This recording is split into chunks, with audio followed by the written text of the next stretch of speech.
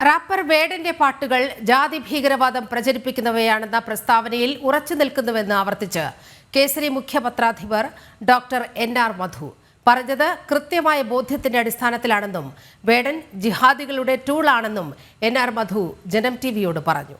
അദ്ദേഹത്തിന്റെ വാക്കുകളിലേക്ക്. റാപ്പർ വേടൻ എന്ന് പറയുന്ന കലാകാരൻ സത്യത്തിൽ അവരുടെ കയ്യിലെ ഒരു ഉപകരണം മാത്രമാണ് എന്നാണ് ഞാൻ കരുതുന്നത്. അദ്ദേഹത്തെ ഉപയോഗിച്ചുകൊണ്ട് കേരള സാമൂഹ്യ മണ്ഡലത്തിൽ കലാപത്തിന്റെ വിത്തുപാകാൻ കഴിയുമോ, വിഘടനവാദത്തിന്റെ വിത്തുപാകാൻ കഴിയുമോ എന്ന പരിശ്രമമാണ് നടത്തിക്കൊണ്ടിരിക്കുന്നത് എന്ന അഭിപ്രായത്തിൽ ഇപ്പോൾ ഞാൻ ഉറച്ചു നിൽക്കുകയാണ്. വിവരങ്ങളുമായി അനഘ ഹർഷൻ ചേരുകയാണ്. അനഘ, സുദീർഘമായ സംഭാഷണമാണ് അദ്ദേഹം ജനം ടിവിയോട് നടത്തിയിരിക്കുന്നത്. പറഞ്ഞ കാര്യത്തിൽ വളരെ കൃത്യമായി ഉറച്ചു നിൽക്കുന്നു. അദ്ദേഹത്തിനെതിരെ കേസെടുക്കുന്ന ഒരു സാഹചര്യമൊക്കെ ഉണ്ടായിരുന്നു ഈ പറഞ്ഞ കാര്യങ്ങളുടെ പേരിൽ. അദ്ദേഹം ആ പറഞ്ഞത് കൃത്യമായ ബോധ്യത്തിന്റെ അടിസ്ഥാനത്തിൽ തന്നെയാണ് എന്ന് അദ്ദേഹം നമ്മോട് സംസാരിക്കുകയാണ്. വിവരങ്ങൾ കൃത്യമായി തന്നെ താൻ പറഞ്ഞ റാപ്പർ വേടനെ കുറിച്ച് താൻ പറഞ്ഞ കാര്യങ്ങളിൽ ഇപ്പോഴും അങ്ങനെ തന്നെ ഉറച്ചു നിൽക്കുകയാണ്. അതിൽ ഒരു തരി പോലും താൻ പിന്നോട്ട് പോയില്ല. കൃത്യമായ ബോധ്യത്തിന്റെ താൻ പഠിച്ചതിന്റെ അടിസ്ഥാനത്തിലാണ്, അതായത് റാപ്പർ വേടനെ കുറിച്ച് കൃത്യമായി പഠിച്ചു, അതിന്റെ അടിസ്ഥാനത്തിലാണ് അത്തരത്തിലൊരു പ്രസ്താവന നടത്തിയത്. ഈ റാപ്പർ വേടന്റെ പാട്ടുകൾ ജാതി ഭീകരവാദം പ്രചരിപ്പിക്കുകയാണെന്ന പ്രസ്താവനയിൽ താൻ ഉറച്ചു നിൽക്കുകയാണ്. ഒരു തരത്തിലും ഈ പ്രസ്താവനയിൽ നിന്ന് പിന്നോട്ട് പോകില്ല എന്നാണ് കേസരി മുഖ്യപത്രാധിപരായിട്ടുള്ള ഡോക്ടർ എൻ.ആർ. മധു പറഞ്ഞിരിക്കുന്നത്. ഈ പറഞ്ഞതിന്റെ പേരിൽ ഇപ്പോൾ കേസെടുക്കുന്ന ഒരു സാഹചര്യമുണ്ട്. ഇനിയും ഇത്തരത്തിൽ എത്ര കേസുകൾ വന്നാലും താൻ പറയേണ്ടത് ആവർത്തിച്ച് പറഞ്ഞുകൊണ്ടിരിക്കും. സമൂഹത്തിനോട് അത്തരം കാര്യങ്ങൾ പറയുക എന്നതാണ് ഒരു സംഘപ്രവർത്തകന്റെ ധർമ്മം. അത് താൻ ചെയ്തുകൊണ്ടിരിക്കും. ഇനി എത്ര പ്രതിഷേധങ്ങൾ, എത്ര പ്രതിസന്ധികൾ മുന്നോട്ടുണ്ടായാൽ പോലും അത് താൻ ചെയ്യുമെന്ന് അടിയുറച്ച് പറഞ്ഞിരിക്കുകയാണ് കേസരി മുഖ്യപത്രാധിപരായിട്ടുള്ള എൻ.ആർ. മധു. മാത്രമല്ല, സോഷ്യൽ മീഡിയയിലൊക്കെ തന്നെ തനിക്കെതിരെ ഇതുമായി ബന്ധപ്പെട്ട് വലിയ ഈ വിദ്വേഷ പ്രചരണങ്ങൾ നടക്കുന്നുണ്ട്.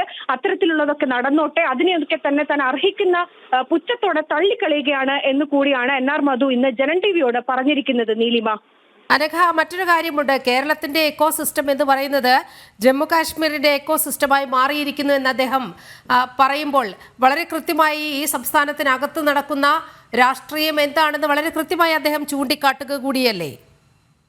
തീർച്ചയായും നീലിമ, അതായത് ഈ വേടൻ എന്ന് പറയുന്ന വ്യക്തിയോട് തനിക്ക് ഒരു വിരോധവുമില്ല, അല്ലെങ്കിൽ വേടന്റെ ഒരു വ്യക്തി എന്ന നിലയിൽ താൻ വേടനെ തനിക്ക് ഇഷ്ടമാണ് എന്ന് പറയുന്നുണ്ട്. പക്ഷേ വേടനെ ജിഹാദികൾ, കൃത്യമായി തന്നെ അദ്ദേഹം പറയുന്നുണ്ട്, വേടനെ ജിഹാദികൾ വിലക്കെടുത്തിരിക്കുകയാണ്, ജിഹാദികളുടെ ടൂളാണ് നിലവിൽ വേടൻ എന്നാണ് അദ്ദേഹം പറഞ്ഞിരിക്കുന്നത്.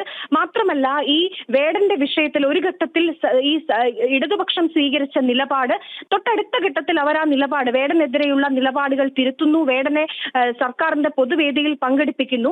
ഇതൊക്കെ തന്നെ മനസ്സിലാക്കുന്നത് ഈ ജിഹാദികൾ വോട്ട് ബാങ്ക് രാഷ്ട്രീയം, ഇടതുപക്ഷം ജിഹാദികളോട് അടുക്കുന്നു എന്നത് അടക്കമുള്ള കാര്യങ്ങളാണ് ഇതിൽ നിന്ന് വ്യക്തമാകുന്നത് എന്നാണ് മധു പറഞ്ഞിരിക്കുന്നത്. മാത്രമല്ല, അദ്ദേഹം എടുത്തു പറഞ്ഞൊരു കാര്യമുണ്ട്, കേരളത്തിന്റെ എക്കോ സിസ്റ്റം അത് ജമ്മു കാശ്മീരിലേതുപോലെ ആയി മാറിക്കൊണ്ടിരിക്കുകയാണ് എന്നതാണ്. അദ്ദേഹത്തിന്റെ ഒരു എക്സാമ്പിളിൽ നിന്ന് തന്നെ നമുക്കിത് മനസ്സിലാവും. കാരണം ഒരു പരാമർശം നടത്തി, ആ പരാമർശത്തിന്റെ ഉള്ളടക്കമോ അല്ലെങ്കിൽ അത് എന്തർത്ഥത്തിലാണ് പറഞ്ഞിരിക്കുന്നത് അതിൽ ചർച്ച ചെയ്യപ്പെടേണ്ട ഒരു ഒന്നുമല്ല ഇന്നത്തെ കേരളത്തിലെ സമൂഹത്തിൽ ചർച്ച ചെയ്യപ്പെട്ടത്.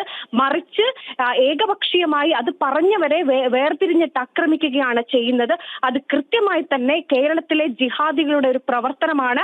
ആ ജിഹാദികളുടെ കയ്യിലെ ഒരു ടൂളാണ് വേടൻ. അത് ആവർത്തിക്കുകയാണ്. ആ രീതിയിലാണ് ചർച്ചകൾ പോകേണ്ടത് എന്നുകൂടി അദ്ദേഹം ഓർമ്മിപ്പിക്കുന്നുണ്ട്. നീലിമ, യെസ്, വേടനെ ഉപയോഗിച്ച് കേരള സാമൂഹിക മണ്ഡലത്തിൽ കലാപത്തിന്റെയും വിഘടനവാദത്തിന്റെയും വിത്തുപാകാൻ കഴിയുമോ എന്ന പരിശ്രമം നടക്കുന്നു എന്ന മുന്നറിയിപ്പ് ആവർത്തിക്കുകയാണ് കേസരി മുഖ്യപത്രാധിപർ ഡോക്ടർ എൻ.ആർ. മധു ചെയ്തിരിക്കുന്നത്. പറഞ്ഞത് കൃത്യമായ ബോധ്യത്തിന്റെ അടിസ്ഥാനത്തിലാണെന്നും ജനം ടിവിക്ക് നൽകിയ അഭിമുഖത്തിൽ എൻ.ആർ. മധു ചൂണ്ടിക്കാട്ടുന്നു. വിവരങ്ങളാണ് അനഘ ഹർഷൻ നൽകിയത്.